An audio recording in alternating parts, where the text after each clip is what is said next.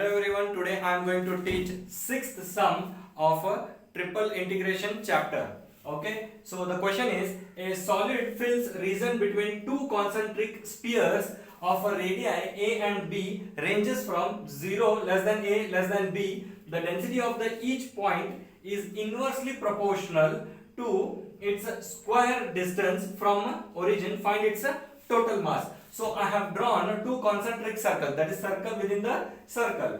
Fine. Now this is the radius from inner circle is 0 to A and the outer circle is from 0 to B. So this is the solid filled within the concentric spheres.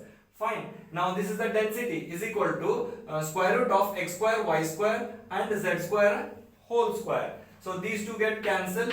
Now the delta is inversely proportional to 1 upon density. So delta is equal to, I have considered a constant k divided by x square plus y square plus z square. Now I need to change to spherical coordinates because these are called as Cartesian coordinates. Fine. Now the radii ranges from A to B.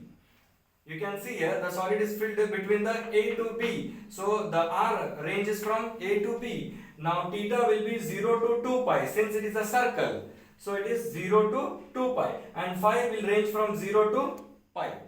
Fine. Now after changing it to spherical coordinates, the formula is triple integration of f of x, y, z, dx, dy, dz. This is the Cartesian coordinates. Now spherical coordinates are triple integration of f d r theta phi r square sin phi dr d theta and d phi. Now this is nothing but k divided by x square plus y square plus z square. Write this as it is, r square sin phi dr d theta and d phi. The range is from A to B, that is r, 0 to 2 pi, that is theta, and 0 to phi is a phi. Okay. Now as x square plus y square is nothing but area of circle formula, so it will become r square.